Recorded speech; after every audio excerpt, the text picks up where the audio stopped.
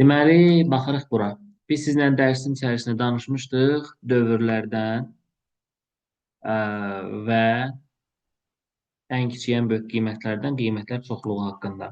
Dövrü tapan zaman uşaqlar baxırdıq nəyə? Birinci növbədə baxırdıq kosinusun, sinusun hər hansı bir trigonometrik funksiyanın dərəcəsinə. Dərəcə cüt olanda P bərabərdir, pi bölünsün A düsturuna istifadə edirdik. A-da x-in qabağında nə varsa onu yazırıq. X-in qabağında baxıram 2 var. Deməli, A-nın yerinə gətirib 2 yazacağım. Olacaq pi bölünsün 2. Yəni C variantı. Qiymətlər çoxluğu sinusun dərəcəsi 1-dir, yəni təkdir. Tək olanda yerinə bir dəfə -1, bir dəfə də müsbət 1 yazmalıyam. Olur onda y bərabər 4 çıxılsın, 2 vurulsun, -1. Bu eləyəcək 4 üzərinə gəlir 2. Mənfi ilə mənfi toplama verir çünki. Olur 6. 4 çıxılsın, bu dəfə də 2 vur, müsbət 1 yazıram. Bu da eləyəcək 4 minus 2 bərabər 2. Cavab olacaq 2, 6, D variantı. Əsas dövrü tapan zaman nə etmək lazımdır? Baxıram, bu nəyin düsturudur, onu sadələşdirməyə. Mən sizə bununla bağlı 3 dənə düstur yazmışdım. 1 çıxılsın, 2 kosinus kvadratı yox idi orada. Bu mənfi ilə də əksinə idi. Elə bil, hamısı bunların kosinus 2x-in düsturu idi. Bunun 3 dənə düsturunu yazmışdım. Təkrar xatırlayaq. Deməli, birinci kosinus kvadrat x çıxılsın, sinus kvadrat x idi. İkinci, 1 çıxılsın 2 sinusun kvadratı x idi. Üçüncü 2 kosinusun kvadratı x çıxılsın 1 idi. Baxıram kosinusla olan versiyasını veriblər. Deməli mən düsturu geri qaytarmalıyam. Buradakı 5x-i burada 2-yə vuranda olacaq bizim ifadəmiz y bərabərdir. Yerlər dəyişik deyə mənfi kosinus 5x-i 2-yə vururam, olur 10x. Artıq bunun dövrünü tapa bilərik. Baxıram dərəcə təkdir, yəni üstü 1-dir. Tək olanda düsturumuz 2 pi bölünsün A-dır. A da bilirəm ki, x-in qabağında dayanan ədəddir. Olur onda 2 pi bölünsün 10. 2 ilə 10 ixtisar geçsə cavab qalacaq pi bölünsün 5. Yəni B variantı. Yenə eyni düsturdur. Yuxarıda baxın, kosinus 2x-in birinci halda olan düsturudur. Bu düstur buradadır. Görürsünüzmü? 3x, 3x bizə verəcək 6x. Deməli, onda bu ifadə y bərabərdir. Kosinus 6x deməkdir. Baxıram, kosinus 1-dir, yəni dərəcə təkdir. Tək olanda düsturumuz 2 pi bölünsün A-dır. A-nın yerində x-in qabağında 6 durur deyə olacaq 2 pi bölünsün 6. 6 ilə 2 ilə ixtisar geçsə qalacaq pi bölünsün 3 C variantı. Gəldik bura. Bu nə deməkdir? Burada yəni bir dəfə x-in yerinə yazmalıyam 3 pi bölü 2-ni. 3 pi bölü 2 nə demək? 3-ü vururam 180-ə bölürəm 2-yə. Eləcək 270. Bu da 2-ni vuranda 180-ə olacaq 360. Deməli bir dəfə x-in yerinə 270 yazmalıyam. Bir dəfə də 360 yazmalıyam. Olacaq onda sinus 270 dərəcə bərabərdir 0,5 üzərinə gəl B. Sinus 270-in qiyməti -1-dir. -1 bərabərdir 0,5 plus B-yə. 0,5-i -1-in yanına aparsam minus 0,5 eləyəcək. Deməli, B-nin qiyməti olacaq burada -1,5. Bu 1. Bir dəfə də yerinə 360 yazıram. Olur sinus 360 dərəcə bərabərdir 0,5 üzərinə gəl B. Sinus 360-ın qiyməti 0-dır. Bərabərdir 0,5 plus B. 0,5 sıfırın yanına aparsam qalacaq -0,5 bərabərdir B.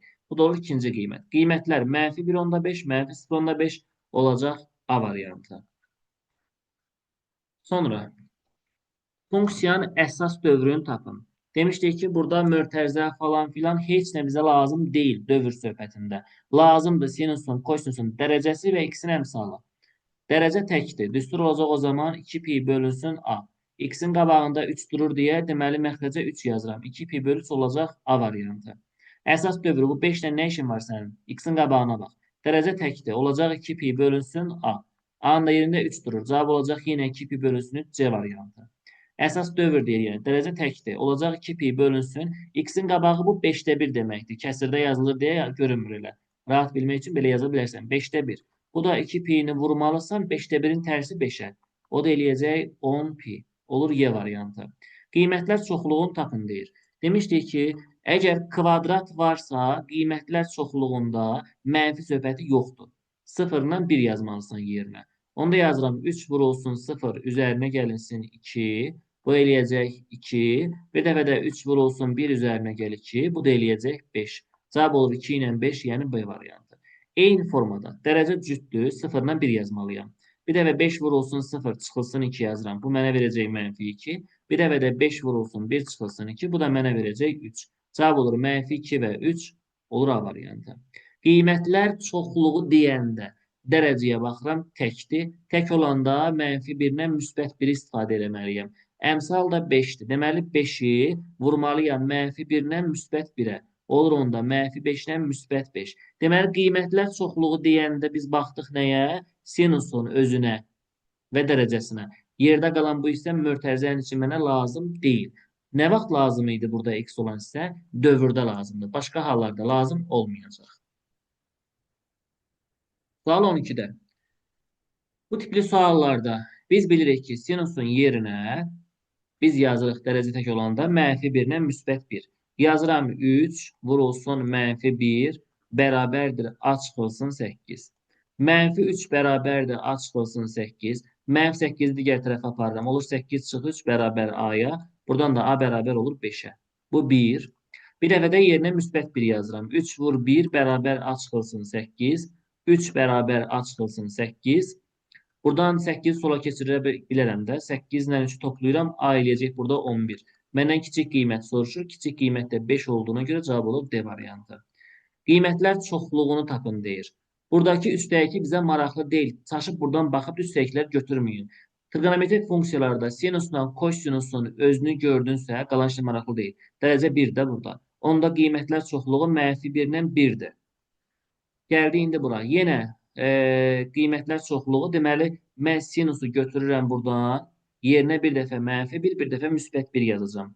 2 çıxılsın, 5 vurulsun -1. Bu eləyəcək 2 üzərinə gəlinsin 5, yəni 7. Bir dəfə də 2 çıxılsın, 5 vurulsun -1. Bu da eləyəcək 2 çıxılsın 5, yəni -3. Cavab olacaq -3, 7 A variantı. Yenə qiymətlər çoxluğudur. Mən götürürəm bu kosinusun yerinə bir dəfə -1, bir dəfə -1 yazıram. Çünki burada qüvvət 1-dir. Heç nə yazılmayıb. Onda yazıram 7 çıxılsın, 3 vurulsun -1. Bu eləyəcək 7 üzərinə gəl 3 bərabərdir 10. Digər tərəfdən də bir dəfə 1 yazıram. 7 çıxılsın, 3 vurulsun 1. Bu da 7 çıxılsın 3 bərabərdir 4 eləyəcək. Cavab olacaq 4, 10, D variantı. Gəldik bura. Sinusdur. Cavab mənfi götürülübdür. Deməli, sinusun mənfi olduğu rübləri axtarırıq. Sinusun da mənfi olduğu rüblər, deməli, 3-cü və 4-cü rübü idi. Olacaq o zaman C variantı.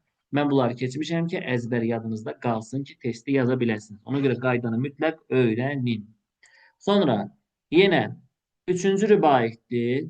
Kosinusdan söhbət gedir. Kosinus 3-cü rübdə işarəsi mənfidir. Kosinusun işarəsi mənfidir. Ona görə moduldan çıxartdığım mənfini qabağa tullayacağım. Olacaq onda kosinus alfa üzərinə gəl kosinus alfa. Bu da olacaq 2 kosinus alfa. Şərt ancaq və ancaq modula aiddir. Moduldan qıraqdakılara şərti daxil etmək olmaz. Modulun içindəkilərə aid şərt. Sonra gəldik bura. Mən sizə bunun qısa taktikasını öyrətmişdim ki, kvadratla veriləndə qabaqdakıları götürün, cavabınızdır 3-dən 7, yəni C variantıdır. Bu sizin taktikanız. Amma həllinlə yazası olsaq, ya sinusu kosinusa çevirməlisiniz, ya da kosinus sinusa çevirməlisiniz. Onda yazıram 3 vurulsun, sinusun yerinə yazıram 1 çıxılsın, kosinusun kvadratı x. Üzərinə gəl 7, kosinusun kvadratı x. Mötərizəni vurub açanda 3 çıxılsın, 3 kosinus kvadrat x. Üzərinə gəl 7, kosinus kvadrat x. Bu da eləyəcək 3. Mənfi 3 ilə 7-ni toplayanda eləyəcək 4. Kosinus kvadrat x. Kvadrat olduğuna görə kosinusun yerinə bir dəfə 0 yazıram. Bir dəfə də 1 yazıram. 3 üzərinə gəl 4 vur 0. Bu eləyəcək 3. Bir dəfə də 3 üzərinə gəl 4 vurulsun 1. Bu da eləyəcək 7. Cavab oldu 3 ilə 7. Gördünüzmü? Elə hazır cavab ortaya çıxır. Bunun üçün də hazır birbaşa əmsalları götürürsünüz. Bəli, taktika həmişə keçərlidir Nəriman. Gəldin bura. Taktika 5-i və 3-ü götürürsən. Hansı variantdadır? Y variantındadır. Tutardı getdi. Həllinə gəldikdə isə sinusun yerinə 1 çıx kosinus yazmaq olar. 1 çıx kosinusun kvadratı x. Üzərinə gəlinsin 3 kosinusun kvadratı x. Mötərizəni vurub açsaq 5 minus 5 kosinus kvadratı x. Üzərinə gəl 3 kosinus kvadratı x. Buradan alınacaq 5. Mənfi 5 ilə 3 mənə verəcək. Mənfi 2 kosinus kvadratı x. İndi kvadrat olduğuna görə yerinə 0 ilə 1 yazmalıyam. 5 çıxılsın 2 vur 0. bərabərdir 5. Bir dəfə də 5 çıxılsın 2 vurulsun 1. Eləyəcək 5-dən 2 çıxanda 3. Gördünmü? 3 ilə 5-i tapdım. Eyni şey alınır çıxır ortaya. Sinus hansı ola bilməz? Yadda saxlayın ki, sinusun cavabı mənfi 1-dən az ola bilməz, bir də müsbət 1-dən çox ola bilməz. Bu aralıqda dəyişməlidir. Mənfi 1-dən 1. Kök altda 5-dən təqribən deyirəm 2 tam onda hardasa 2 çıxsın. Bunu 2-yə böləndə qalacaq 1 tam onda 1. 1-dən çoxdur. Ala bilməz elə variantını. Yerdə qalanlar uşaqlar bu pi 180 deyil ha. Rəqəm olaraq baxsın. 3 tam %14-ü 4-ə bölənə 0 tam nə qədərsə olar. 3 tam %14-ü 6-ya böləndə 0 tam nə qədərsə olar. Burada 1 tam onda 7 çıxır. 4-ə böləndə mənfi 0 tam nə qədərsə olar. 1-i 7-yə böl 0 tam nə qədərsə olar. Amma 1 tamı aşa bilməzsən. Gəldik bura. Qiymətlər çoxluğu. Sinusla kosinus sadə formada başında heç nə verilməsə əmsallara baxırdıq. 5-dən 12-yə baxırdıq. Kök altında düstur demişdim. 5-in kvadratı üzərinə gəl 12-nin kvadratı. Eləcək kök altında 169. Buradan çıxacaq mənfi 13 müsbət 13. Ən böyük kiçik qiymət olacaq Y variantı. Sonra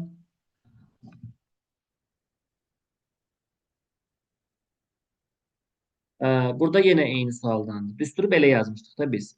A sinus x üzərinə gəl. Çıx olsun, fərqi yoxdur. B kosinus x. Burada köməkçi arqument daxil etməklə alınır düstur. Hər tərəfi elə bil ki, birinci a kvadrat üstə gəl b kvadratına bölürsən kök altında, oradan çıxır düstur.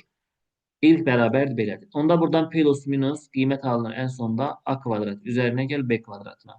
Bu düsturumuzdur. İndi 9-dan 12-dir. Yazıram kök altında 9-un kvadratı üzərinə gəl 12-nin kvadratı. Eləyəcək kök altında 81 ilə 144 225 eləyir. Buradan da yazacaqsınız plus minus 15, yəni B variantı. Sonra modul funksiya cüt funksiya sayıldığına görə yerinə bir dəfə 0, bir dəfə 1 yazmalısınız. Mənfi olmaz bunlarda. Onda yazıram 8 bölünsün 1 üstə gəl 0. Bu da eləyəcək 8 bölünsün 1 alındı buradan 8. Bir dəfə də 8 bölünsün 1 üstə gəl 1. Bu da eləyəcək 8 bölünsün 2 alınacaq 4. Cavab olacaq 4 ilə 8 yəni C variantı. 24-də eyni şəkildə 21 bölünsün 7 çıxılsın 4 vurulsun 0. Bu eləcək ilə 21 bölünsün 7. Yəni 3. Bu bir qiymət. Bir dəfə də yazıram 21 bölünsün 7 çıxılsın 4 vurulsun 1. Bu da eləyəcək 21 bölünsün 3. Bu da eləyəcək 7. Cavab olacaq 3 ilə 7. Yəni Y variantı. Əsas dövrün qaydası nə idi? Uşaqlar, tangensdən kotangensdə yadda saxlayın. Hər zaman pi böl A-dır əsas dövr. Dərəcə cüt də olsa, tək də olsa fərqi yoxdur. Hər zaman pi bölünsün A-dır. A da x-in qabağındakı ədəddir. X-in qabağında 5 var, A-nın yerinə 5 yazıram. Olacaq pi bölünsün 5, yəni A variantı. Və bu bölmənin sonuncu sualı əsas dövrün tapılmasına aiddir. Yenə baxıram nəyə? Tangensdir. Düsturumuz pi bölünsün A olacaq. A-da x-in qabağındakı 5'dir. Onda olacaq pi bölünsün 5 düzgün cavab oldu. C variantı.